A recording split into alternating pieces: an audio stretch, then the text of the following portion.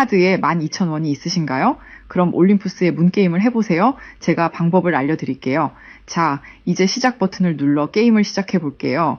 15,000원을 걸고 게임을 시작했어요. 보시면 같은 모양의 그림이 많을수록 상금이 올라가요. 어머, 벌써 이만큼 땄네요. 다시 해볼게요. 시작 버튼을 눌러볼게요. 어머나, 자, 이제 상금이 올라가는 게 보이시죠? 와, 다시 해볼게요. 제가 이 게임을 모두에게 추천하는 이유가 있어요. 첫째, 앱이 무료이고 광고도 없어요. 그리고 꾸준히 이길 수 있어요. 둘째, 친구를 초대하지 않고도 바로 게임을 시작할 수 있어요. 셋째, 모든 상금은 5분 안에 지급돼요. 어머나, 오늘은 얼마나 딸 수 있을까? 한번 확인해 볼게요. 자세히 보면 금액이 올라가고 있어요. 믿을 수가 없네요, 세상에. 자, 지금 바로 출력해 볼게요. 이제 버튼을 눌러서 은행 앱에 들어가서 확인해 볼게요. 보시다시피 지금 돈이 입금되고 있는 게 보이시죠? 세상에.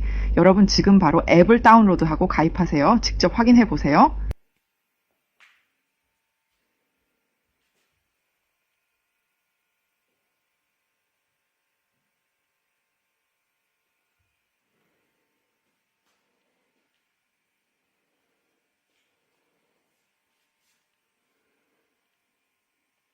Hey everyone, welcome back to the shop. The night is quiet. The only sound is the low electric hum of the old fluorescent lamp hanging above the bench and that deep, familiar smell of dust, oil, and decades-old wood that never really leaves these walls.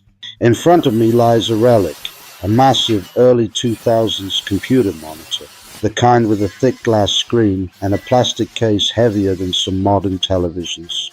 To almost anyone else, this thing is electronic waste, something to be tossed into a dumpster without a second thought. But when I look at it, I don't see junk. I see a perfect 250 millimeter disc of crystal clear acrylic that has been hidden from the world for 20 years, just waiting for the moment it gets to spin again. There's something almost sacred, almost meditative about rescuing objects the rest of the world has already written off. This monitor once sat on someone's desk while they sent their first nervous emails, watched grainy YouTube videos at 360p, laughed at stupid memes, maybe even edited their wedding photos. It was part of countless small human moments, and now every circuit board, every screw, every tired capacitor inside it is dead, except this one piece of acrylic that is still flawless. Tonight, that forgotten piece becomes the heart of a real workshop machine, a disc sander that will quietly, faithfully smooth wood long after both it and I are gone. We're not building this because I can't afford a factory-made sander. We're building it because only when you take trash in your hands, cut it, weld it, balance it, and finally hear it roar to life, do you truly understand what a tool actually is? A tool is not a product. A tool is a conversation between you, the material, and time itself. Tonight, the conversation partners are a 750-watt motor that somehow survived 3 completely burnt-out ventilation systems, random pieces of rusty square tube that have been leaning against a wall for years, and this thick, honest piece of acrylic that outlived its original purpose by 2 decades. 3 orphans, 1 new life. Let's begin.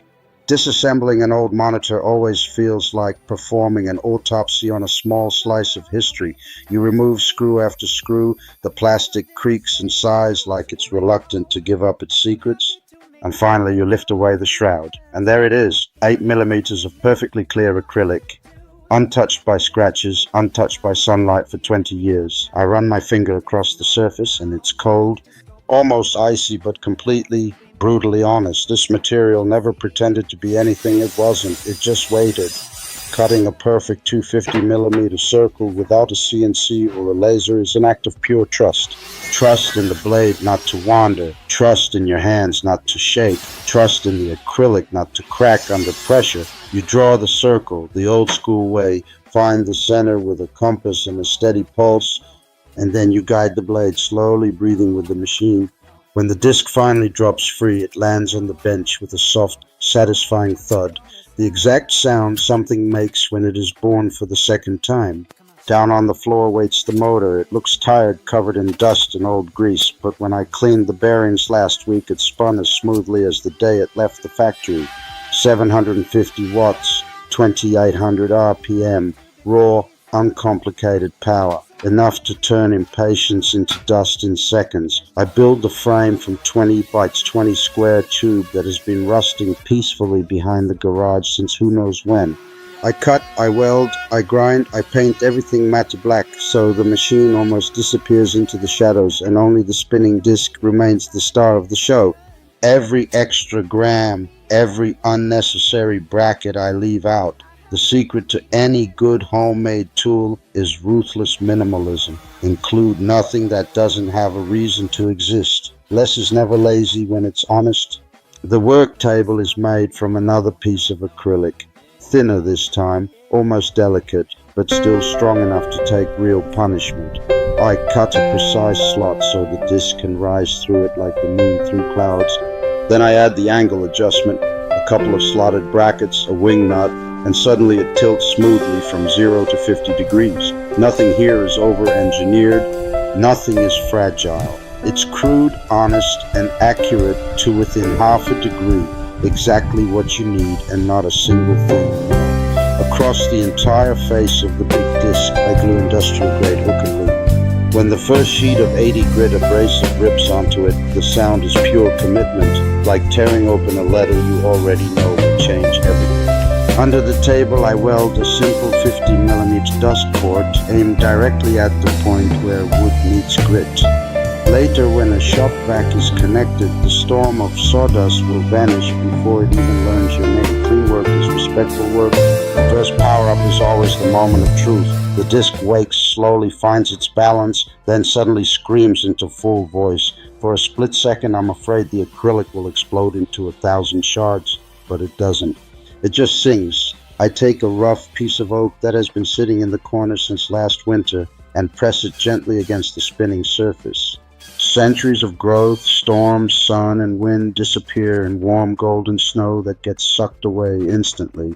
There is a deep, almost spiritual peace in that moment, watching time itself being erased while simultaneously creating something smooth, something new, something that will probably outlast me by another century. I switch to 240 grit and run the same board again. One more pass and the surface feels softer than skin, warmer than skin, alive in a way no piece of fresh lumber ever feels. This machine doesn't simply remove material. It removes noise from life. It removes hurry. It removes every excuse we ever had for doing things halfway. Real smoothness is never an accident. It is thousands and thousands of tiny, deliberate,